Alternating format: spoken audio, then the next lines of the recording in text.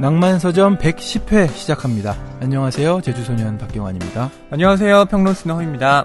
네, 밖에는 비가 억수같이 쏟아지고 있습니다. 네, 이렇게 광화문에 오면서 오늘 특별히 또 지하철로 오고 네. 했거든요. 근데 걸어오는데 다 젖었어요. 네. 바람이 많이 불더라고요. 우산 뒤집히고 막 힘들었습니다.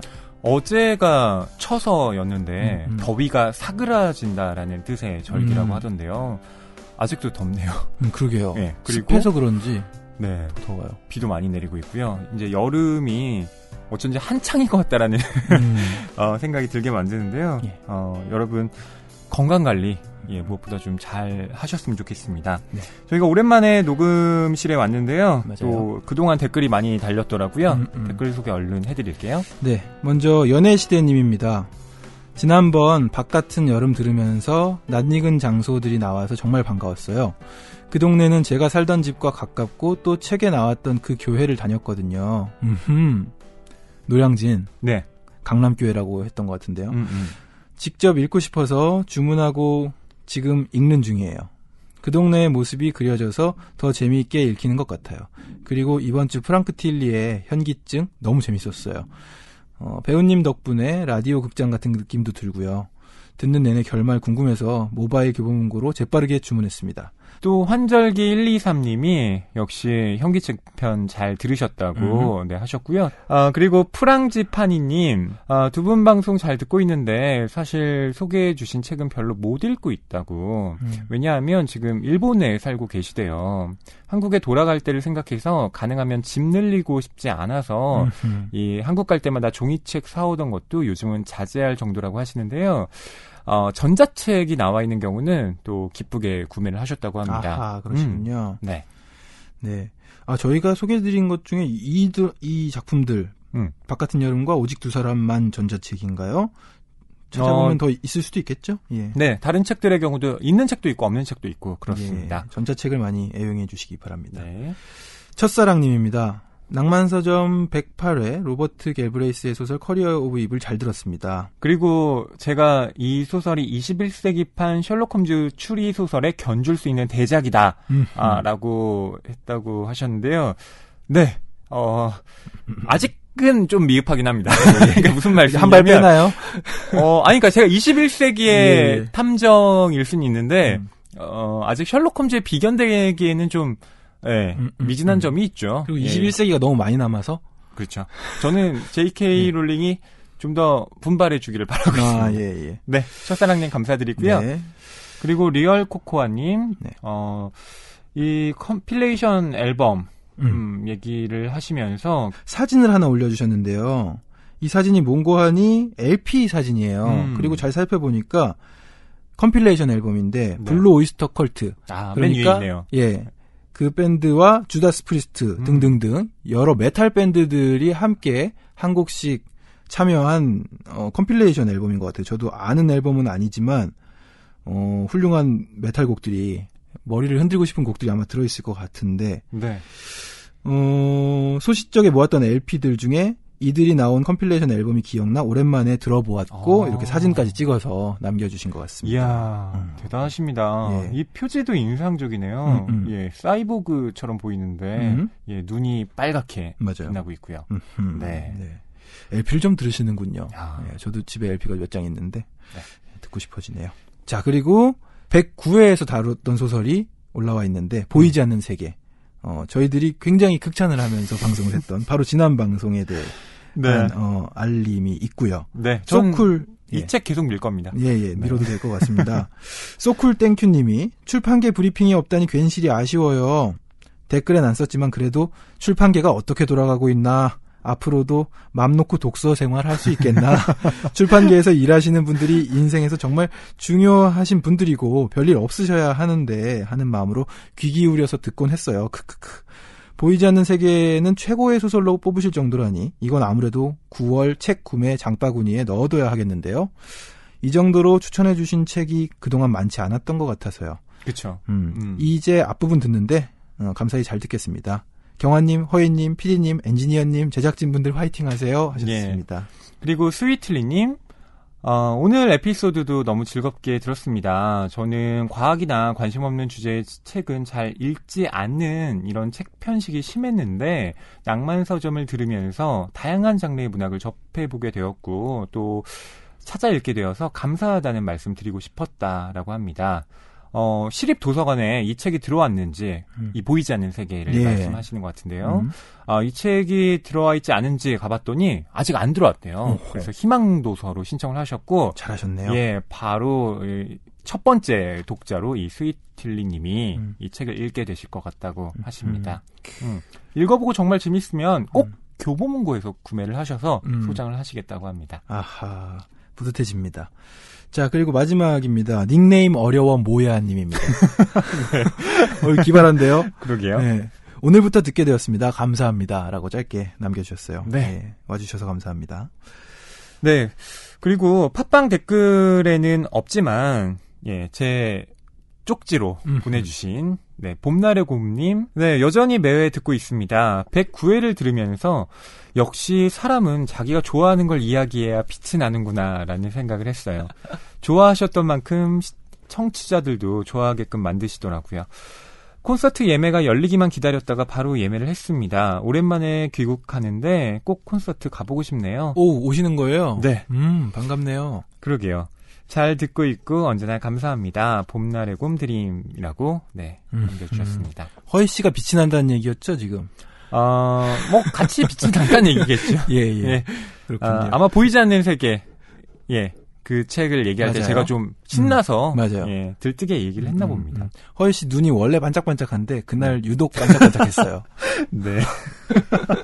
봄날의 곰님 또 콘서트 때에 오시면 꼭 인사 직접 부탁드리겠습니다. 자, 이렇게 많은 분들이 댓글 남겨주셨는데요.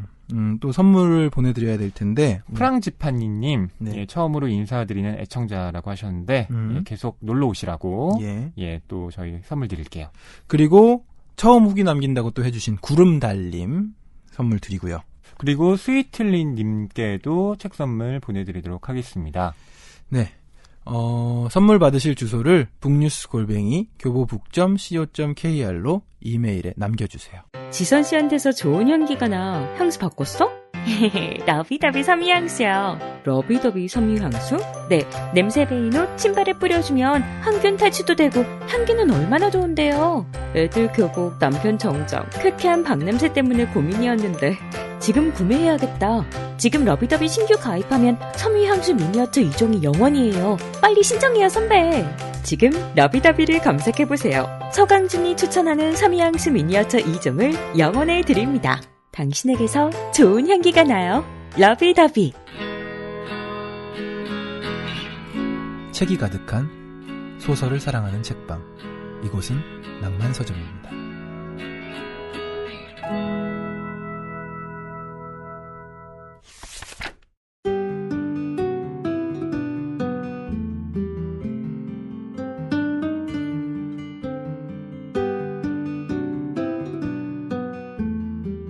이번 주 출판계의 브리핑입니다. 전두환 회고록 인쇄, 국고로 환수라는 소식인데요. 전두환 전 대통령이 회고록 발간으로 얻는 인쇄 수익을 국고로 환수하라는 법원의 결정이 나왔습니다. 전 대통령은 지난 4월 전두환 회고록을 출간했지만 이 책에서 5.18 광주민주화운동을 폭동으로 규정하고 자신을 광주 사태 치유를 위한 씻긴굿의 재물이라고 표현하면서 논란을 일으켰는데요. 그동안 전 재산이 29만 원밖에 없다며 추징금 납부를 피해왔던 전 대통령이 출간과 동시에 논란이 된 책의 인쇄로 추징금을 납부하게 됐습니다. 아직까지 1,000억 원의 추징금이 남은 가운데 환수 시효가 오는 2020년 10월까지 3년 정도밖에 남지 않은 상황이라고 합니다. 저는 이 문제에 굉장히 관심이 많은데 예. 반갑기도 하면서 추징금 환수는 되니까 네. 가슴은 정말 답답해지네요. 그리고 5.18의 이 진상 규명을 이제 또 새롭게 한다는 또 정부의 발표도 있었는데요. 정말 진상이 제대로 또 잘 규명이 되어서 그렇습니다. 이런 책이 나오지 말아야죠. 네, 두 번째 소식입니다. 베스트셀러 서점이여 극장에서도 통할까? 최근 극장가에는 베스트셀러 소설을 원작으로 한 영화가 잇따라 개봉됩니다. 살인자의 기억법, 나만 사는 성, 7년의 밤, 골든 슬럼버 등 이 서점가에서 탄탄한 독자층을 거느린 스타 작가들의 작품의 매력이 스크린에서도 통할지 관심이 쏠리고 있는데요. 정주육 평론가는 대중에게 잘 알려진 베스트셀러를 원작으로 할 경우에는 홍보에 유리하다는 장점은 있지만 잘해야 본전이고 또 원작을 조금만 훼손해도 원작을 망쳤다는 비난을 당할 수가 있다면서 원작에 충실하되 영화라는 장르에서만 보여줄 수 있는 뛰어난 연출을 가미하는 것이 성공의 열쇠라고 말했습니다. 네. 저희 낭만서점에서도 이런 대화를 주고받았던 기억이 나네요. 네. 왜 영화화된 작품들 우리가 책으로 많이 소개해드렸잖아요. 그리고 지금 언급된 작품들이 작가님들 책을 저희가 거의 했었네요. 그러게요. 김영하 작가님, 김훈 작가님, 그리고 정유정 작가님 책도. 네. 예. 이상 이번 주 출판계 브리핑이었습니다.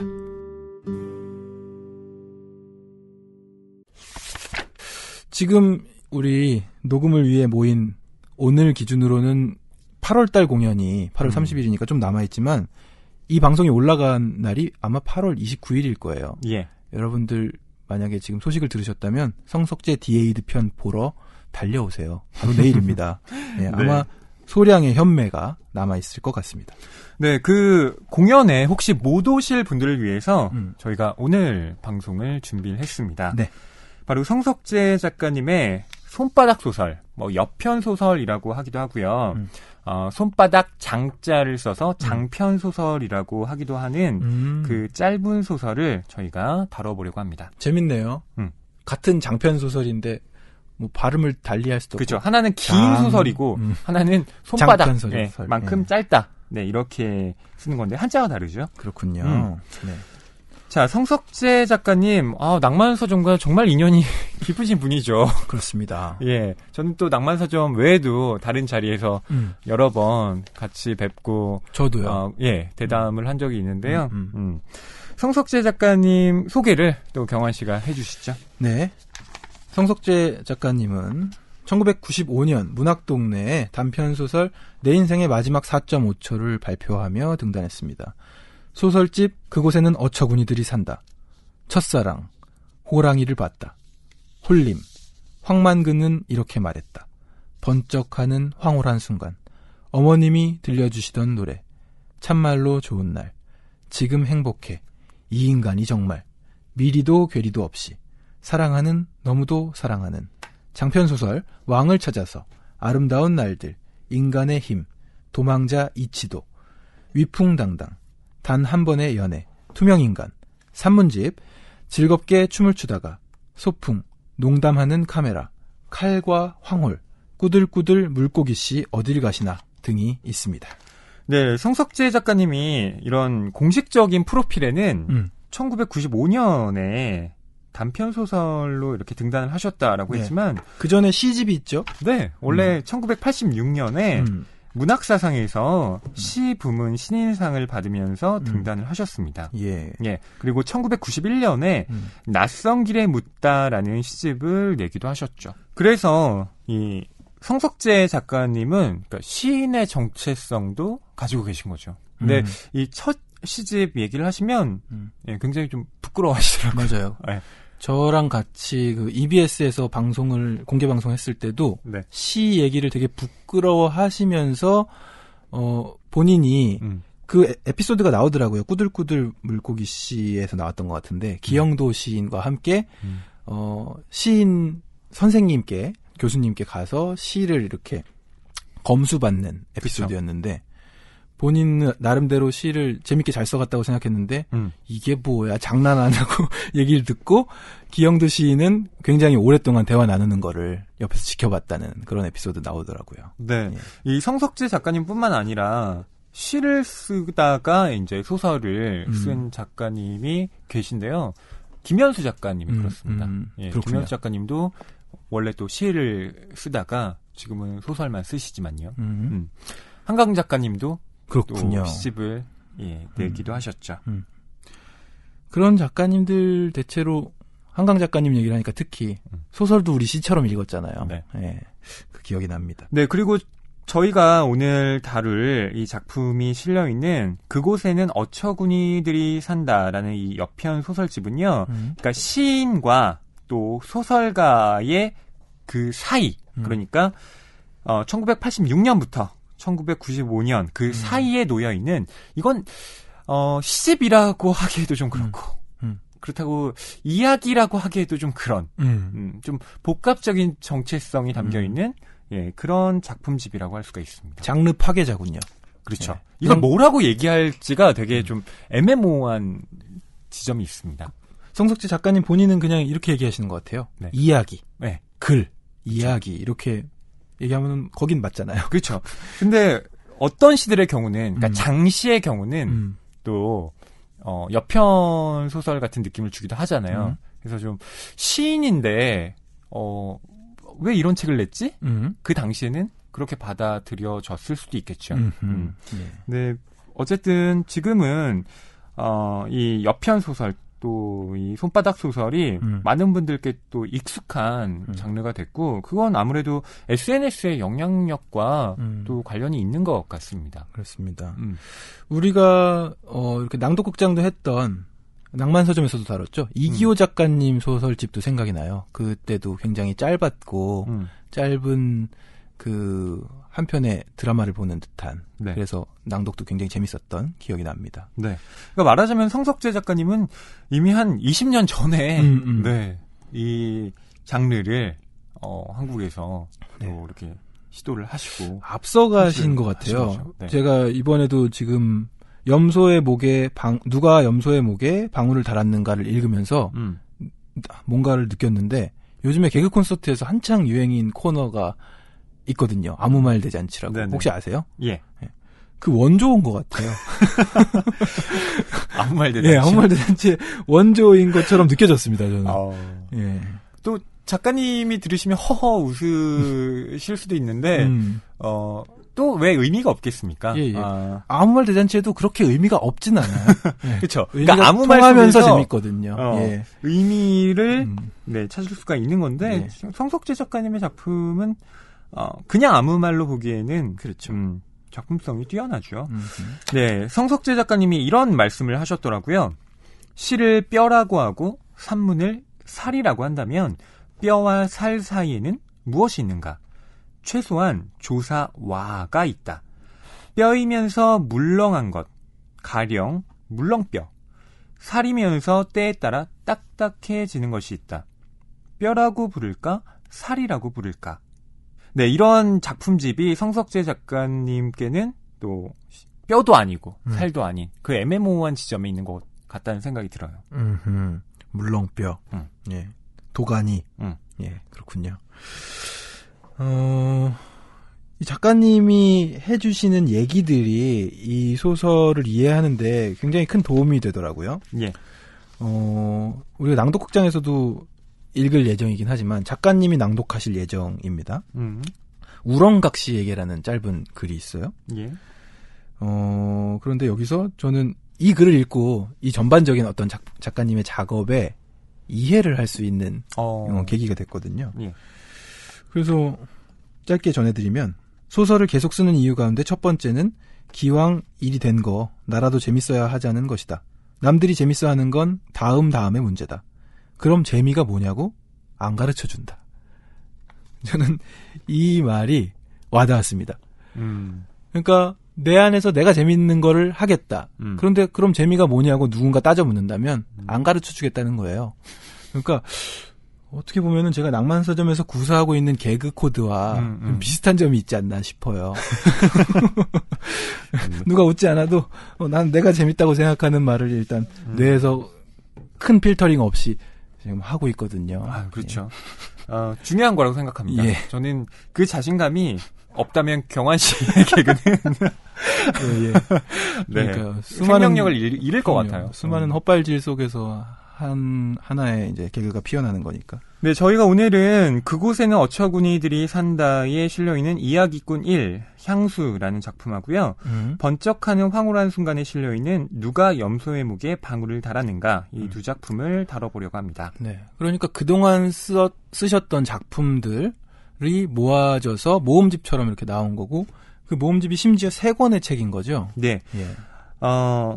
그곳에는 어처구니들이 산다와 번쩍하는 황홀한 순간. 네, 이 책은요, 이미 출간이 돼 있던 책이고요. 예. 개정판으로 새롭게 출간이 됐고요. 음. 사랑하는 너무도 사랑하는이라는 이 책의 경우는 2007년에 발표한 성석재의 이야기 박물지 유쾌한 발견이라는 이 책에 실린 작품들, 그리고 2010년에 발표했던 인간적이다의 일부 원고, 그리고 2017년까지 썼던 최근작들을 묶은 책이라고 합니다. 새로운 글들을. 네. 예, 그렇군요.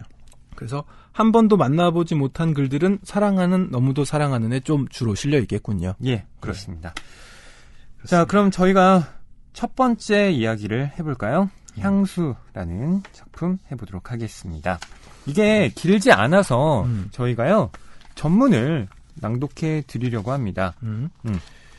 그리고 오늘은 소설 들어가기 전에 이야기하는 것보다 쭉 읽고 나서 이야기를 나누는 그런 형식으로 진행이 될 것 같습니다. 네, 이야기꾼 1, 향수라는 작품은요, 형에게 이야기를 털어놓는, 뭐, 친동생은 아닌 것 같고요. 그냥 아는 동생의 이야기인데요. 그러니까 예전에 학교 후배인 것 같아요. 네. 그렇죠? 이걸 듣고 있으면 뭔가, 좀, 복잡 미묘한 감정에 빠져들게 되더라고요. 점점 상황이 심각한가 하고 긴장하게 되는 것 같아요. 네. 그러다가 지금 이게 그냥 농담인가? 네, 이러한 좀 실소를 자아내게 하는 그런 부분도 있고요. 제가 낭독을 하도록 하겠습니다.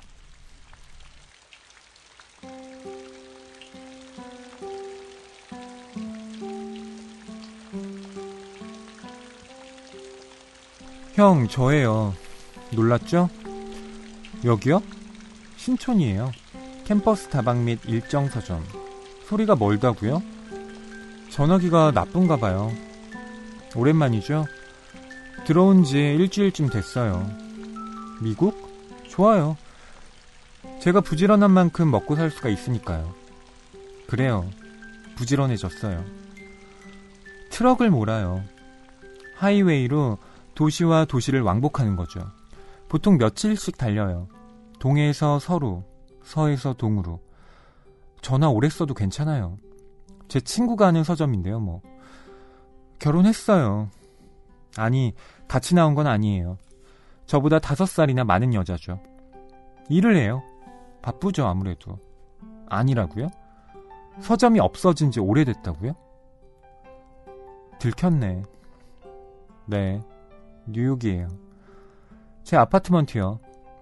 고물이죠 뭐. 옛날식 엘리베이터. 파리에서의 마지막 탱고에 나오는 것 같은 구식 엘리베이터 있죠? 형, 27층이에요. 생각해봐요. 밑을 보면 까마득해요. 오랜만에 쉬고 있고요. 아이는 없어요. 아니요, 생각도 없어요. 조금만 나가면 할렘이에요. 아주 가까워요. 가끔 총소리도 들리죠. 뱅뱅 하고요. 지나가다 보면 무너져가는 빌딩에서 손이 쑥 나와요. 코카인 같은 걸 사라는 거죠. 잘못하면 뱅뱅, 그걸로 끝이죠. 뭘 하냐고요? 지금 비디오를 보고 있어요. 햄버거를 먹으면서요. 네, 크죠. 형은 깜짝 놀랄걸? 그걸 어떻게 한 입에 먹는지 시범을 보여주고 싶은데. 내가 원래 입이 좀 크잖아. 비디오를 2개 걸어놓고 이쪽도 보고 저쪽도 보고. 하나는 액션물이에요. 형사가 미친 개 잡듯이 갱스터를 죽이는 거. 하나는 최신작인데 오스카상 먹은 거죠. 멜로. 형이 제일 싫어하는 멜로. 그래도 상 받은 게 재미있어요. 상을 받았다는 선입관 때문이 아니라 어딘지 제가 한국에 있을 때를 생각나게 해요. 어떤 장면이 아니라 분위기가 그렇다는 거죠. 한국에? 당분간 갈 수 없어요. 돈이 없잖아요. 비행기표 좀 보내줘. 주소는? 잠깐만. 적으세요.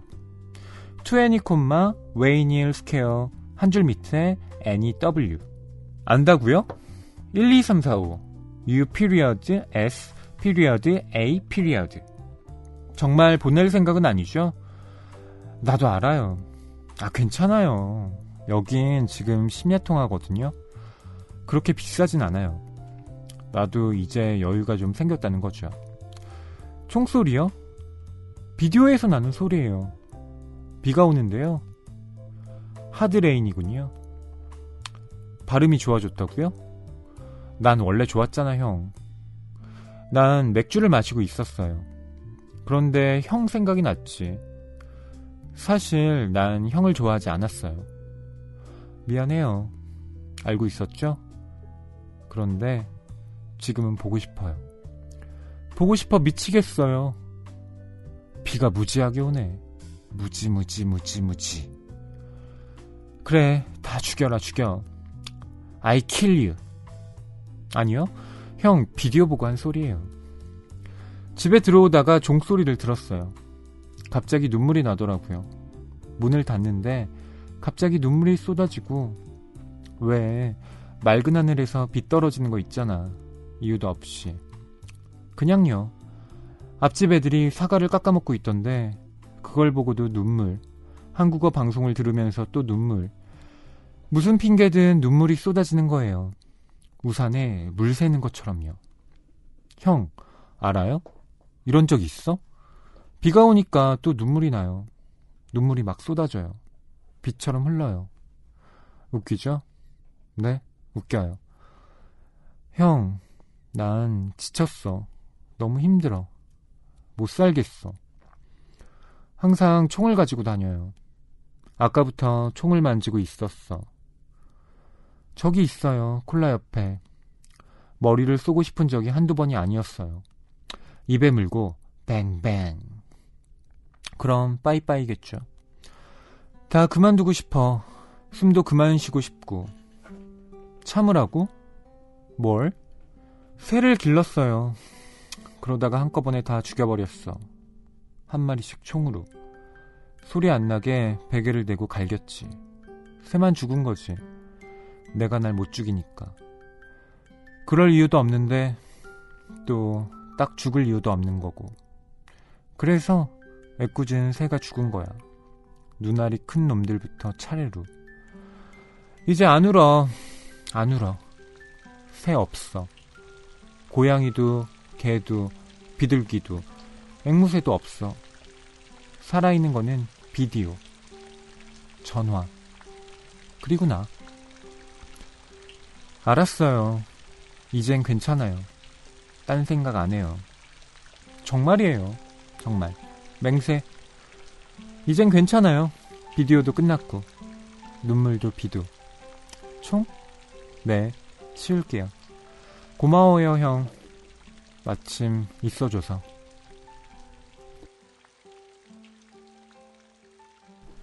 네, 이야기꾼 1 향수라는 단편이었습니다.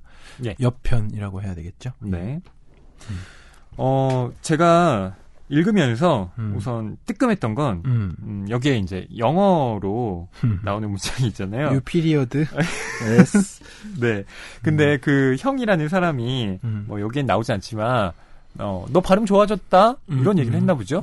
근데 제가 형 저 원래 발음 좋았잖아요. 이런 문장을 제가 읽어야 되는데 제가 듣기에도 발음이 너무 안 좋은데.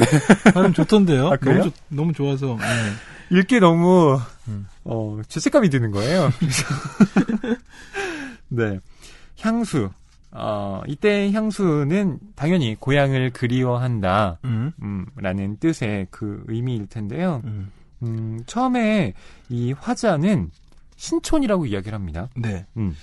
외국에 살고 있었지만 한국에 들어온 지 일주일 됐다. 미국도 좋고 난 요즘에 결혼해서 살고 있다 하면서 근데 같이 나온 건 아니다.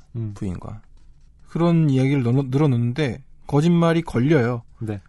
캠퍼스 다방 밑에 일정 서점 없어졌다고. 그렇죠. 너 무슨 소리 하냐. 서점 없어진 지 오래됐다. 그렇죠. 이런 얘기를 듣습니다. 그러면서 네, 지금 뉴욕이라고 아파트에서 비디오를 보고 있다고 이야기를 하고 있습니다. 경원 씨는 예. 이 짧은 이야기 이렇게 들으시면서 어떤 생각을 좀 하셨나요? 이 짧은 이야기를 통해서 여기서 주는 힌트는 한정돼 있는데 짧고 그렇죠. 근데 많은 어떤 과거라든지 얽혀있는 관계라든지 감정 이런 거를 예측해 볼 수 있는 것 같아요. 네. 그래서 저는 오자마자 피디님한테 한번 물어봤거든요. 예.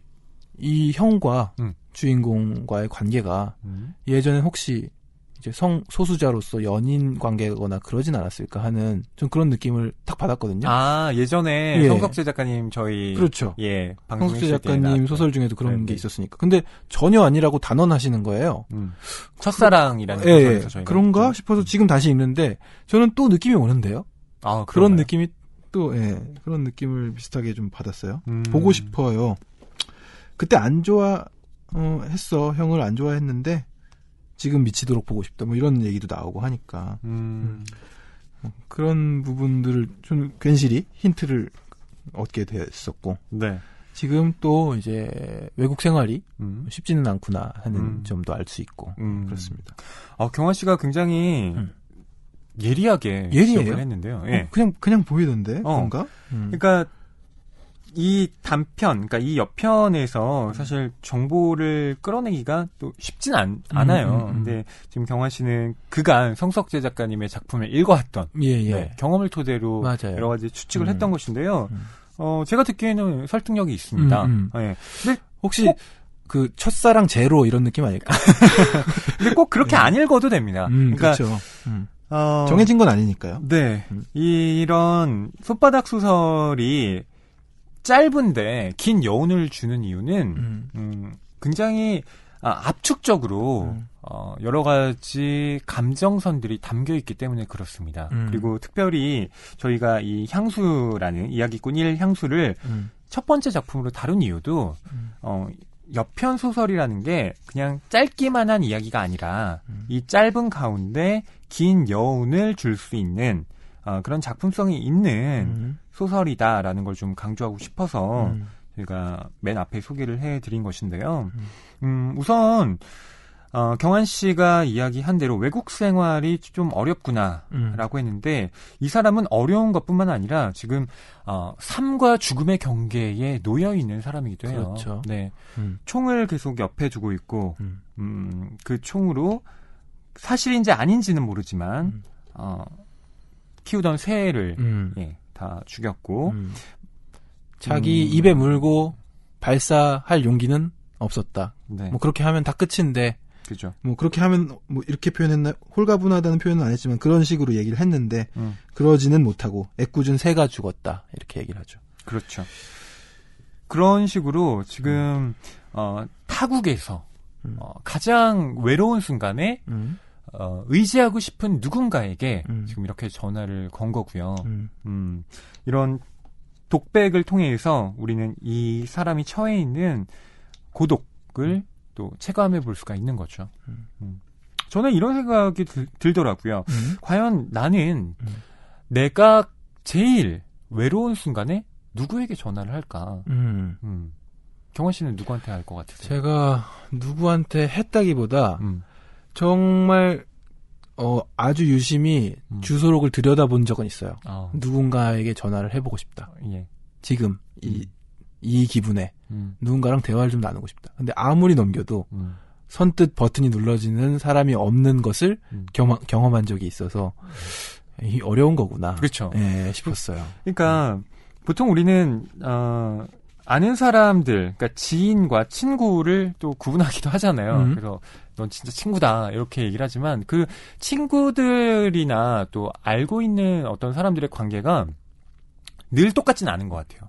그러니까 예전엔 굉장히 친밀하고 정말 내 간과 쓸개를 다 빼줄 정도로 친밀한 사이라고 생각했는데 세월이 지나고 나서는 좀 그런 감정도 좀 대면대면해지고 잘 못 만나고 잘 연락도 못 하다 보면 어느 순간 내가 그쵸. 좀 연락하기도 어려워지고 그리고 감정적으로 생뚱맞잖아요. 네. 그 사람이 뭘 하고 있을지, 뭐 밥 먹고 있을지, 뭐 즐거울지, 어떨지 모르는데 맞아요. 내가 이렇게 우울한 감정으로 전화를 했을 때 네네. 너 무슨 소리 하니 지금 이러면은 민폐인 것 같은 느낌이 드니까 그쵸. 선뜻 못하죠. 예. 그러니까 저는 가장 외로운 순간, 그러니까 나의 마지막 순간에 전화를 할 누군가가 있다. 그 형이 있다라는 사실 자체가 저는 그래도 이 주인공에게는 일말의 희망이 있다라고 느껴지더라고요. 네. 그러니까 이 형마저 없었다면. 맞아요. 천만 다행이었다는 생각도 들어요. 근데 한편으로는 또 이런 상상의 나래를 펼쳐볼 수 있겠죠. 예. 이 형이 사실은 전화를 받지 않았다면.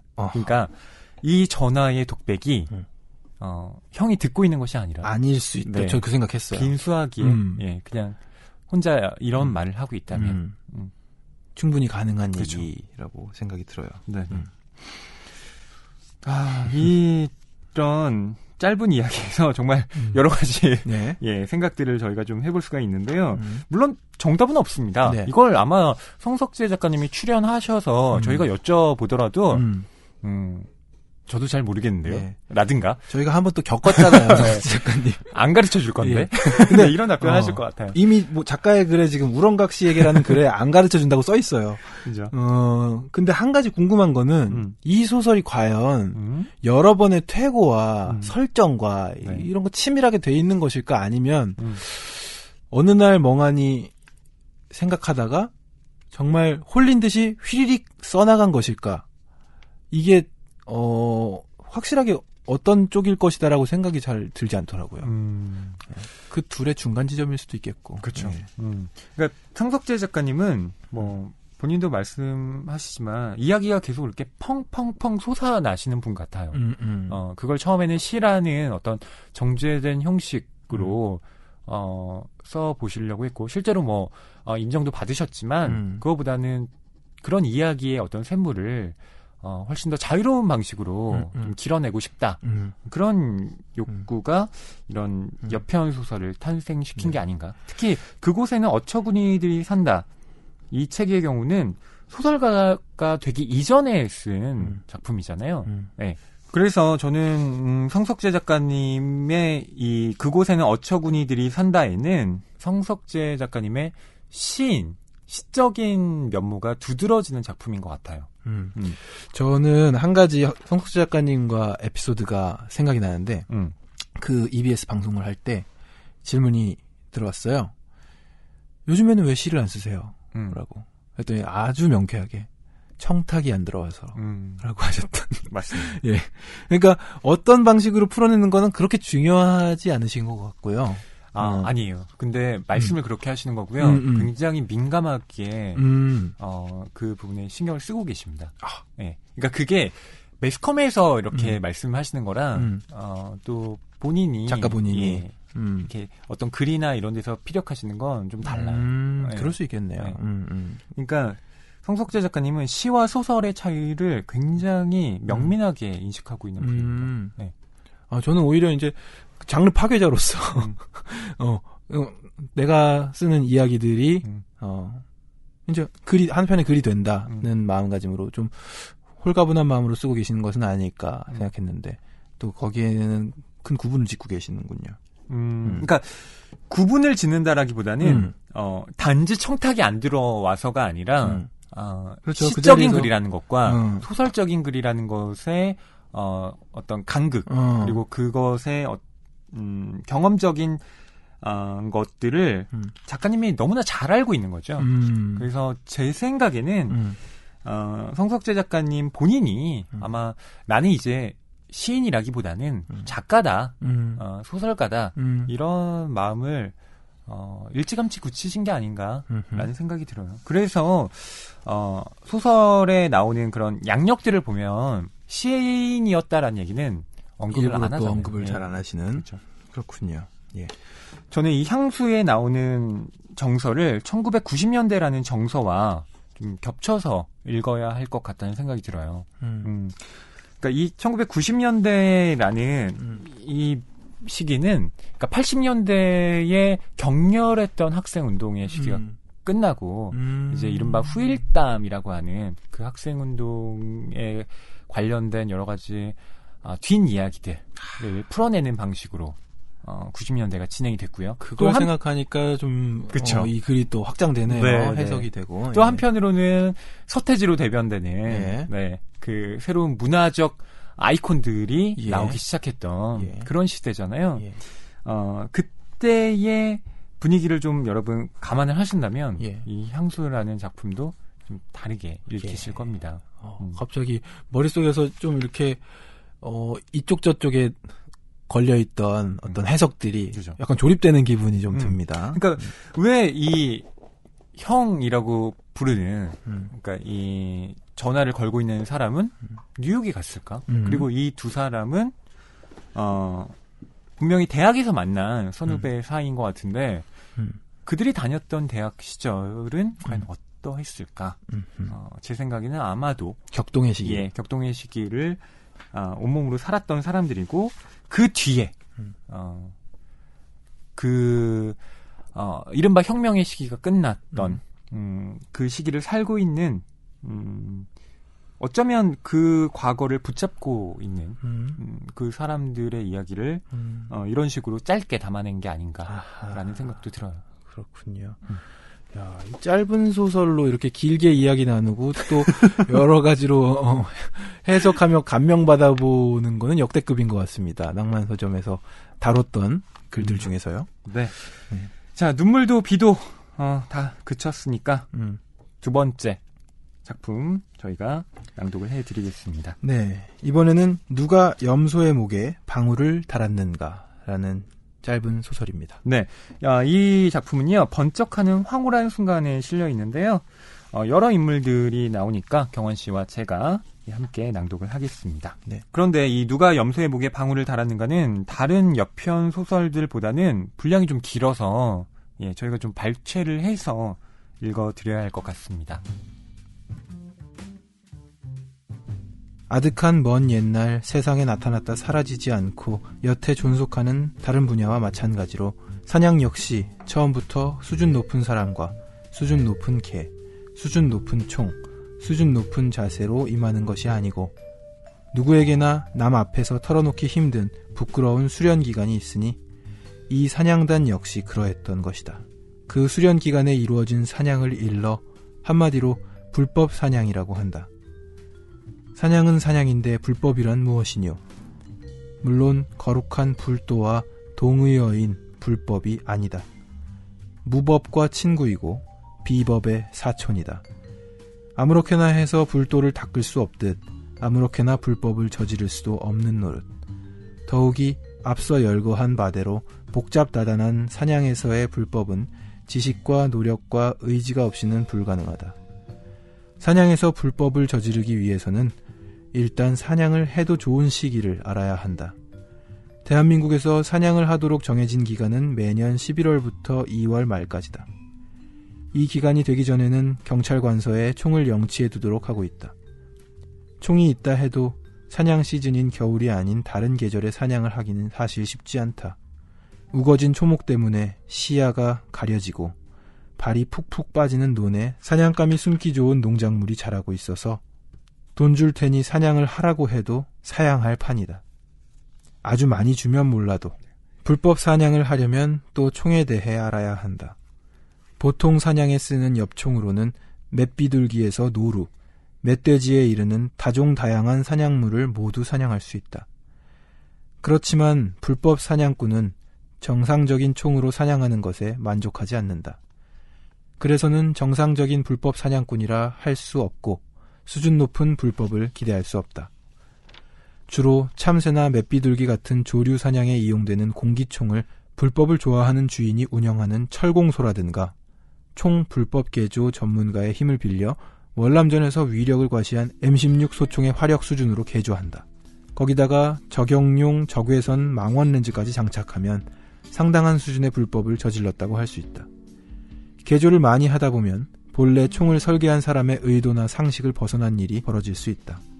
쉽게 말해 사고가 날 가능성이 많은데 이 때문에 해적선 선장처럼 애꾸눈이 된 사람이 덜어 있다고 한다. 사실 불법 사냥에 한눈을 바칠 정도는 되어야 정상급의 불법에 도달했다 하겠다.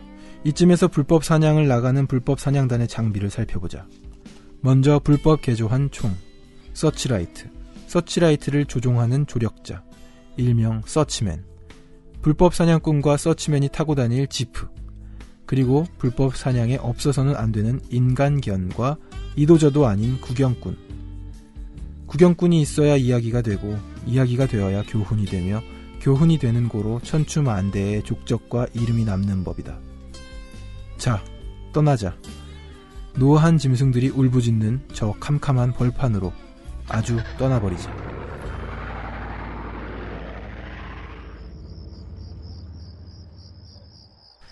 그날은 사냥단의 불법 사냥이 성공하지 못했다. 날이 희끄무레하게 밝아오는데 밤새 들고양이 하나도 보지 못한 그들의 머리에서는 김이 무럭무럭 솟고 있었다. 평소에는 거들떠보지도 않던 집 잃은 개 한 마리 보이지 않는 것이었다. 아참, 하나 잊어먹은 게 있는데 사냥의 대상은 법에 허용된 야생 조수의 하나다. 인간을 포함해서 인간이 기르는 모든 것은 그것이 설령 방목 중인 킹콩이라 하더라도 사냥해서는 안 된다. 그건 불법 이전의 범죄, 곧 도둑질이기 때문이다. 그렇다면 어느 집에서 기르던 개가 제 의지로 집을 나와서 정처 없이 천리 타국을 떠돌아다니고 있을 때 그 개를 잡는 것은 어떤가? 남의 걸 도둑질하는 건 아니지만 사냥이라고 할 수도 없겠다. 기껏 떠돌이 개 사냥하려고 총을 개조하고 지프를 사고 서치라이트를 달고 어쩌고 저쩌고 그 밤에 그 난리를 피운단 말인가? 그래서 평소에는 거들떠보지도 않은 것이다. 그렇지만 그날 그 시각 그들은 들개라도 잡고 싶은 심정이었다. 그때였다. 어디선가 한자루 피리 소리, 아니 벌레 소리, 그 둘을 합친 뒤 멧돼지 하품 소리에 들소 방귀 끼는 소리를 조금씩 섞어 성능 나쁜 앰프로 증폭한 것 같은 이상한 소리가 들렸다. 그냥 간단히 표현하자면 매 하는 울음소리였다. 뭐야 뭐? 그들은 시야를 수평으로 반분하는 길고 긴 방죽을 보았다. 그 방죽 위에 검은 염소 한 마리가 밝아오는 동력해를 바라보면서 제가 무슨 장닭이라도 되는 듯 우렁차게 울고 있었다. 염소를 발견한 순간 일행의 입에서는 동시에 감탄사가 터져나왔다. 우와, 산양이다! 하지만 불법 사냥단의 리더는 고개를 단호하게 가로저었다. 양이 아닌 염소라고. 불법 사냥에는 상당한 지식이 필요하다는 말을 했던가? 드물지만 산양은 험준한 산악지대에서 발견된다. 천연기념물이므로 불법 사냥 대상 1호다. 하지만 그들이 발견한 건 산양이 아니라 염소였다. 명백하게도. 다시 서치맨이 소리쳤다. 야생이다, 야생! 자식아, 흑염소가 왜 야생이야? 야생이 아니면 왜 이 시간에 저런 곳에서 울겠어, 형님? 집도 절도 없다는 거 아니야. 저기서 밤새웠다는 거잖아. 말뚝도 안 보이는데, 형님? 서치맨도 꽤 해박한 지식을 가졌다. 하긴 그렇지 않고는 불법 사냥에 낄 수 없다. 하여간 가까이 가서 보자고. 그들 중에 불법 사냥에 처음 참가한 구경꾼이 말했다. 차는 논바닥을 덜컥거리며 넘어가 염소에게 접근했다. 정말 생긴 건 완전히 야생 뺨치겠는데? 저 수염 좀 봐. 야생이 틀림없다니까, 형님. 정말 그런가? 그래. 그래? 그래. 일행은 보물섬을 발견한 해적처럼 일제히 두 팔을 들고 만세를 불렀다. 야생이다! 서치맨은 켤 필요도 없는 서치라이트를 꺼냈고 사냥꾼은 불법 총을 꺼내 불법 총알을 집어넣었다. 일행 모두에게서 콧노래가 절로 흘러나왔다. 그런데 아니야, 잘 보라고. 목에 방울이 있잖아. 눈이 유난히 밝은 구경꾼이 말했다. 아뿔싸. 서치맨, 인간견, 사냥꾼은 모두 눈을 서치라이트처럼 부라리며 구경꾼을 노려보았다. 여러 사람의 눈길을 느낀 구경꾼은 자신의 입을 쥐어박았다. 염소는 계속 울어댔다. 사람들은 침묵했다. 이윽고 방울을 자식에게 대대로 물려주는 야생 염소는 없을까? 10대 조상 중에 염소우리에서 태어난 염소가 있었다. 그 염소가 우리를 탈출해 나와서 야생으로 죽으면서 방울을 새끼 염소에게 물려준다 이 말이야. 새끼가 새끼에게 물려주고 또 물려주고 해서 저 염소가 방울을 물려받았단 말이야. 고양이 목에도 방울을 못 다는 세상에 새끼 염소 목에 어느 미친 염소가 방울을 달아줘. 말도 안 되지. 말이 안 되는 건 지금 이 자리의 상황이지. 너 밤새도록 쏘다니다가 얼어 죽은 너구리 한 마리도 못 싣고 가서 해장국 먹을 염치 있어? 염소에서 방울이 차지하는 무게를 최대한 고려해도 1%가 되느냔 말이야. 99% 야생을 반올림하면 100% 순수한 야생이란 말이지. 총알이 하필 방울에 맞으면 어쩔래? 난 눈 뜨고는 못 쏘겠어. 헌터의 자존심이 있지. 결국 그들은 모종의 합의에 도달했다. 먼저 서치맨이 차에서 내려 고양이 걸음으로 염소에게 다가갔다. 눈을 멀뚱거리는 염소를 잡아 누른 뒤 목에서 방울을 떼자 염소는 순식간에 100% 순수 야생으로 변했다. 서치맨이 방울을 울리며 마차, 아니 집으로 돌아왔다. 불법 사냥꾼은 눈 뜨고는 못 쏘겠다고 한 공언에 따라 눈을 감은 채 방아쇠를 당겼다. 5m도 안 되었기 때문에 눈을 감고도 얼마든지 마칠 수 있었다. 그러나 염소는 힘이 셌다. 한 발을 맞고는 끄떡도 하지 않았다. 두 발을 맞고도 끄떡하지 않았다. 세 발을 맞고도 죽지 않았다. 기관총 같은 위력을 가진 불법 개조 공기총, 불법 총알에도. 불법 사냥꾼은 눈을 떴다. 체면이고 뭐고 방아쇠를 당겼다. 그러나 염소는 힘이 셌다. 네 발을 맞고도 제자리에 꿋꿋이 서 있었다. 노란 눈을 힘껏 뜬 채. 아이고, 난 더 못하겠다. 결국 비가 오나 눈이 오나 굳은 일을 도맡아 하는, 해야 하는 인간견이 몽둥이로 염소를 때려서 기절시켰다. 염소를 싣고 돌아온 그들은 눈이 빠져라 공짜 고기를 기다리던 사람들에게 염소를 넘겨주었다. 그러고는 저마다 생각에 잠겨 해장국을 먹었다. 이거 몽둥이로 잡은 거야. 자연산을 전통 기법으로 잡은 거란 말이야. 인간견은 강조했다. 염소를 조리해 먹으려던 사람들은 염소의 온몸에 박힌 산탄을 골라내느라 애를 먹었다. 불법 사냥단은 아무도 그 고기를 먹지 않았다. 그때부터 그들은 합법적인 사냥으로 관심을 돌리게 되었고 결국 세계적인 수준의 사냥꾼, 아니 사냥단이 되었다는 말이 불법 사냥계에 떠돌고 있다. 네, 누가 염소의 목에 방울을 달았는가? 네, 들으셨습니다. 이게 낭독하기가 그렇게 또 쉽진 않았어요. 그렇죠. 네, 인물들이 좀 많이 나오고. 인물이 한 4명은 나오고요. 네. 예. 주로 이렇게 나뉜 것 같아요. 사냥을 찬성하는 쪽과, 네. 아니야, 저거 주인이 있는 것 같아. 하면서 사냥을 좀 보류하려고 하는 쪽, 이렇게 나눠서 낭독한 것 같고요. 네. 이 소설이 이제 사냥, 그리고 사냥꾼에 대한 이야기로 시작을 하거든요. 그러면, 뭔가 사냥에 대한 이야기인 것 같긴 한데, 독자가 이렇게 쭉 따라 읽어가다가, 갑자기 불법 사냥에 대한 얘기가 나와요. 그러면서 불법 사냥을 하려면 뭐가 필요한지가 쭉 소개가 되고요.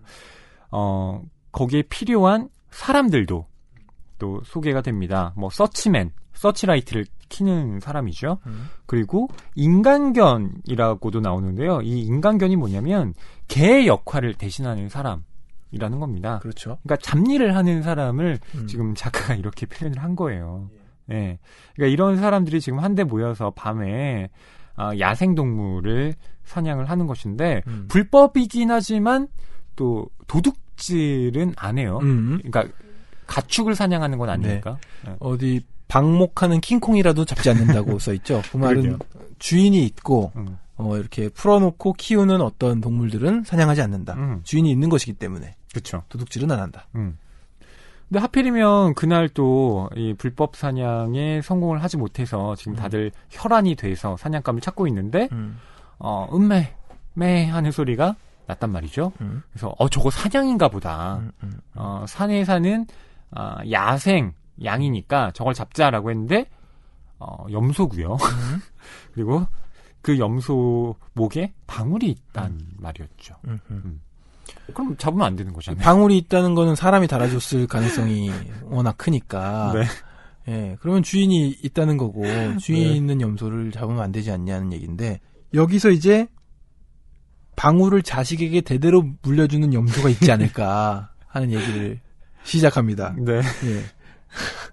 그래서 저건 저 염소 집안의 전통이다. 예. 잡아도 된다. 하는 얘기를 지금 하는 것 같아요. 예. 결국 이들은 염소를 잡기로 하죠. 네. 한 명이 가서 방울을 떼기로 하고. 그렇죠. 예. 방울을 떼면 이 염소는 가축이 아니라 야생이 돼버리는 거예요. 네. 이들의 논리에서는. 그리고 잡는 것도 산탄총을 쏴서 잡기로 한 건데 그래야 뭐 불법 사냥이라고 할 수가 있으니까.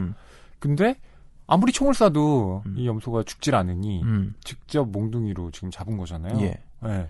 그래놓고 지금 이거 우리 전통적인 기법으로 잡았다라고 했는데 먹는 사람들은 산탄을 골라내느라고 네, 고생을 했다. 예. 이런 이야기인데 판타지인데요 지금. 경환 씨 어떠셨어요? 이 여편 그래서 작품 읽으면서 계속 웃음이 피식피식 새어나오기도 하면서 에? 하는 전개가 되기도 하면서 지금 이 자리에 와서 낭만서점 지금 방송하면서 읽으니까 이번에는 상징적인 의미가 있는 것인가? 하는 생각까지도 드네요. 네. 이 소설을 그냥 읽으면 일종의 바보들의 그러니까요. 행진처럼 보이기도 하죠. 제가 아까 그래서 얘기했잖아요. 네. 아무 말 대잔치냐, 원조냐, 뭐 이런 얘기를 한 건데. 예. 근데 또 해석하는 사람의 입장에서는 또 그렇게 읽히지만은 않아요. 예. 어떤 부분이 있나요? 이게 제일 궁금했습니다. 오늘 허이 평론가님의 이야기를 좀 귀담아 듣고 싶습니다. 그러니까 제가 생각했을 때는요. 우선 이 사냥꾼들 그리고 불법 사냥꾼들이 야생과 그다음에 가축을 구분하는 논리가 굉장히 자의적입니다. 그렇죠. 그리고 심지어 그 논리를 자기네 편의적으로 만들어내요. 근데 이건 어떤 것과 관련이 있냐면 그러니까 성석재 작가님이 뭐 그걸 정확히 겨냥하고 썼다고는 저는 보지 않지만 여러 가지 상징적인 의미로 볼 때 저는 이것이 정권과 관련된 것일까요? 꼭 정권이라기보다는요. 저는 법의 문제와 관련이 있다라는 생각을 했어요. 네. 그러니까 그때 법이라는 게 뭐냐면요. 저는 이 누가 염소의 목에 방울을 달았는가라는 작품이 뭐 작가의 아무런 코멘트가 없지만 전 김승옥 소설가의 단편이죠. 염소는 힘이 세다라는 이 작품과 연관이 있다고 생각해요. 예. 네. 그러니까 이 염소는 힘이 세다라는 이 작품이 그러니까 염소가 실제로 죽습니다. 네. 근데 이 염소의 죽음으로 이제 인한 어떤 그 한 소년이 겪는 상실감. 김승옥 작가 소설 얘기하는 거죠? 예. 그런 것들을 다루고 있는데요. 근데 이게 염소는 힘이 세다라고 하는 이유가 뭐냐면 이런 거예요. 그러니까 원래 우리 집에서 염소를 키우고 있습니다. 근데 우리 집 염소가 옆집의 화로를 깨트리는 일이 벌어지면서 그 옆집 그 사람이 화가 나서 우리 집 염소를 때려 죽인 거예요. 네. 그래서 염소를 어쩔 수 없이 땅에 묻으려고 하는데 이 옆집 아저씨가 이걸 염소탕으로 만들어서 팔아라. 이런 그 얘기를 합니다. 옆집 아저씨가 때려 죽여놓고? 그렇죠. 되게 이상한 인간이죠. 그래서 이걸 이제 우리 할머니가 집에서 염소탕을 팔아서 돈을 벌게 되는데요. 함께 이제 술을 팔아서 단골이 많아집니다. 근데 단골이었던 이 한 남자가 헛간에서 나의 누이를 추행을 한 거예요. 근데 나는 그 광경을 보고도 아무런 말을 하지 못합니다. 그래서 이제 누나와 나는 그때의 일을 비밀에 붙이기로 하죠. 그러던 중에 이제 불법으로 장사를 했던 일이 경찰에 적발이 돼서 그 할머니가 이제 운영을 했던 그 염소탕 집이 문을 닫게 됩니다. 먹고 살 게 없어지잖아요. 근데 이 40대 남자, 그러니까 누나를 추행했던 그 남자가 누나를 버스 차장으로 취직을 시켜주겠다고 그렇게 이야기를 하고요. 그 남자를 다시 만나게 됩니다. 네. 그래서 나와 할머니는 누나가 탄 그 버스를 기다리면서 굉장히 이제 기뻐해요. 누나 취직했다 이러면서. 안 계시면 오라이 하던 그 그쵸. 차장이군요. 예. 그러면서 이제 주인공인 내가 우리 집 염소는 죽어서도 힘이 세다. 이렇게 생각하는 내용입니다. 근데 이게요. 예. 굉장히 알레고리적이에요. 네. 어떤 부분이 있는 거죠? 그러니까 이런 거죠. 우선 염소가 우리 집 염소가 다른 사람에 의해서 죽었는데 거기에 대해서 별다른 말도 해보지 못하고 그 염소를 어쨌든 돈이 되는 쪽으로 좀 해보라고 해서 염소탕을 만들어 팔았잖아요. 근데 그 일로 인해서 말하자면 우리 누이가 추행을 당했고 거기에 대해서는 아무 말도 하지 못했던 네, 그런 내가 있었다는 그런 어떤 모멸감 그런 것도 느끼고요. 또 하나는 그 염소탕 집이 어쨌든 불법이라는 낙인이 찍히면서 문을 닫게 되고 또 누이는 새롭게 취직을 했는데 그게 하필이면 성추행을 했던 그 남자가 주선을 해줬다. 그리고 그 남자는 누이와 계속 만날 것이라는 어떤 암시를 하면서 이 소설이 끝나는 거잖아요. 그러니까 여기에 담긴 어떤 내용들이 그 당시에 어떤 힘없는 사람들에게 가해졌던 폭력들 그리고 모든 것들이 다 물씬화되어 버린 사회의 상황들을 가리키고 있는 거죠. 그걸 김성국 작가가 폭로하고 있는 겁니다. 그렇군요. 네. 근데 성석재 작가는요. 저는 김성국 작가의 이 작품을 묘하게 패러디 비틀었다. 네, 끌어왔다고 생각해요. 네. 하필이면 염소가 나온 것도 그렇고. 저는 잠깐 또 염소의 축제 잠깐 생각했거든요. 네. 우리 다뤘던 소설. 바르가스 요사 예. 작품. 그래서 그런 식으로 왜냐면 염소가 계속 안 죽으니까 거기서 딱 떠오르더라고요. 아무튼. 예. 네. 근데 그 염소는 힘이 세다라는 작품을 읽어보시고 이 작품을 보시면 아마 그 접점을 여러분 느끼실 수가 있을 겁니다. 그러니까 제가 아까 말씀드린 그 법이라고 하는 것도 이 불법 사냥단이 결국 원래 실체는 그게 아니잖아요. 그러니까 실체는 이미 누가 기르고 있는 염소잖아요. 가축이고. 근데 그걸 방울만 땜으로써 전혀 다른 것으로 인식해버린다는 일종의 그 법의 문제를 저는 여기서 되게 꼬집은 것이다. 꼬집고 있다라고 저는 읽었습니다. 예, 그렇게 읽히네요. 병화 씨는 어떻게 보셨나요? 아니, 계속해서 그런 걸 해요. 염소 방울 떼는 것뿐만 아니고 총으로 쏴서 죽지 않았는데 몽둥이로 때려잡아 놓고서는 전통요법이다.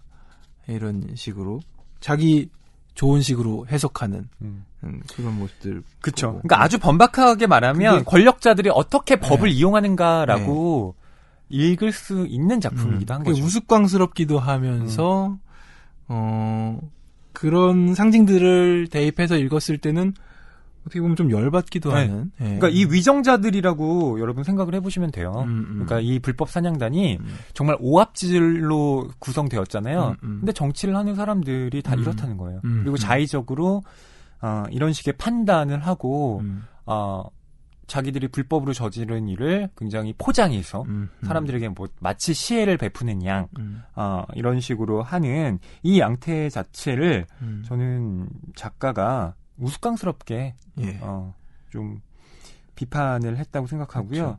그러면서 동시에 이들은 나중에 합법적인 사냥단의 어떤 세계적인 그런 뭐 일원이 됐다 이렇게 언급을 하잖아요. 그러니까요. 그러니까 결국 합법적이라고 하는 것도 과연 정말 합법일까? 이런 의심을 하게 만들고요. 역시 짧은 손바닥 소설인데 네, 여러 가지 해석들을 하게 만들죠. 이런 여러 가지 또 해석을 생각하면서 읽고 나니 아예 구체적으로 어떤 한 정권이 스쳐 지나가기까지 하는데 정권과 어떤 사건과 뭐 이런 것들이 막 스쳐 지나가네요. 맞습니다. 저도 그렇습니다. 네. 그러니까 이 번쩍하는 황홀한 순간이 1997년에 출간된 작품집과 2003년에 출간된 작품집의 소설들을 모아서 함께 모아놓은 거거든요.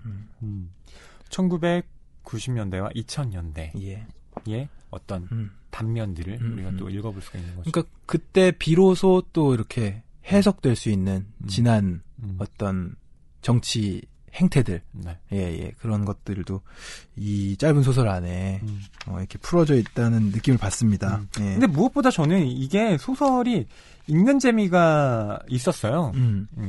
그게 뭐냐면 성석재 작가님의 말솜씨, 그러니까 사냥이라는 걸 가지고 앞에 일장 연설을 쭉 늘어놓는데 와, 이 사람 이야기 진짜 잘한다. 진짜 이런 감탄이 절로 나오게 만듭니다. 그러니까 저희는 이제 그 부분을 생략하고 바로 본론으로 들어간 것인데요. 맞아요. 정말 굳이 이렇게까지 얘기를 해야 되나 싶을 정도로 굉장히 디테일하고 맞아요. 그 왜 이른바 이렇게 장사꾼들이 사람들 끌어모을 때 현란한 말솜씨를 막 자랑하잖아요. 이 소설이 딱 그렇습니다. 예. 앞에 정말 그런 것 같습니다. 딱 읽어 나가다 보면은 확 빨려들어서 네. 무슨 얘기를 하는가 하고 집중해서 가다 보면은 예상을 뒤엎어요. 네. 이런 얘기로 가는 거야 하면서 그럼에도 불구하고 예, 뒤로 와서 이런 장면들을 만날 수 있게 되는 거죠. 그렇죠. 예. 그리고 저희가 읽어드리진 않았지만 마지막에 합법 사냥개 거장의 충고라는 멘트도 하나 있습니다. 예. 예. 그걸 좀 읽어드릴까요? 예. 합법 사냥개 거장의 충고. 근년에 홍수로 떠내려가 야생화한 염소들이 산천을 떠돌고 있다고 한다. 야생화하면서 못 볼 꼴을 많이 보았는지 성질이 난폭해져서 사람을 공격하는 수도 있다. 인적이 드문 곳에서 염소떼를 만나거든 주의하는 게 좋다. 그 염소들의 목에 방울이 달려있든 그렇지 않든. 그렇죠. 이제야 이 마지막 문단이 조금 더 와닿는 것 같습니다. 그렇군요. 제가 그 염소가 죽지 않고 계속 총을 맞아도 죽지 않고 그러면서 바르가스 요사의 네. 소설 속의 염소를 떠올린 건 약간 반대로 떠올렸네요. 아, 독재자로 예, 생각이 그러니까요. 그냥 염소라는 게 자꾸 그런 어떤 고집스럽거나 네. 폭력적이거나 이런 것들을 또 상징하는가 싶어서 예, 그렇게 생각이 문득 들었었는데 비슷하지만 뭐 어쨌든 반대로 생각하면 되는 것 같습니다. 그렇죠. 저희가 이렇게 성석재 작가님의 손바닥 소설, 여편 소설, 장편 소설을 두 작품을 다뤘는데요. 낭만서점 콘서트에서는 두 작품 더해서 예, 총 4작품을 다룰 예정입니다. 그렇습니다. 방금 저희가 다뤘던 누가 염소의 목에 방울을 달았는가, 그리고 어분하기 3년 찾기, 또 향수, 예, 그리고 또 덧붙여서 작가님이 우렁각 씨에게라는 짧은 글도 낭독하실 것 같습니다. 그러니까 짧은 이야기니까 읽기는 정말 쉽습니다. 그런데 쉬운 이야기라고 금방 넘겨버리기에는 네, 정말 쉽지만은 않아요. 네네. 이게 무슨 얘기야 하고 넘어갈 수가 있어요, 자칫하면. 그런데 오늘 이렇게 같이 얘기를 나누니까 굉장히 뜻도 확장되고 소설을 더 깊이 흡수하게 되는 것 같아요. 성석재 작가님이 또 뭐라고 여기에 대해서 말씀을 하실지 저도 기대가 되고요. 낭만서점 콘서트에서 좀 여쭤보도록 하겠습니다. 예. 낭만서점 콘서트에 찾아와 주실 여러분들께 미리 반갑다는 인사를 전하고 싶고요. 혹시 오지 못하시는 분들도 오늘 저희가 이렇게 대신해서 책을 다뤘으니까 소설이 궁금하신 분들은 또 서점에서 만나보셔도 좋을 것 같습니다. 네, 이 여편 소설집이요, 2017년 6월에 3권이 동시에 나왔어요. 개정판, 네, 신판으로 나왔으니까 여러분 묶음집으로 한번 보셔도 좋을 것 같습니다. 네, 오늘 낭만서점 110회 짧은 이야기 긴 여운, 성석재의 손바닥 소설을 다뤄봤습니다. 저희는 다음 주에 다시 찾아올게요. 안녕히 계세요.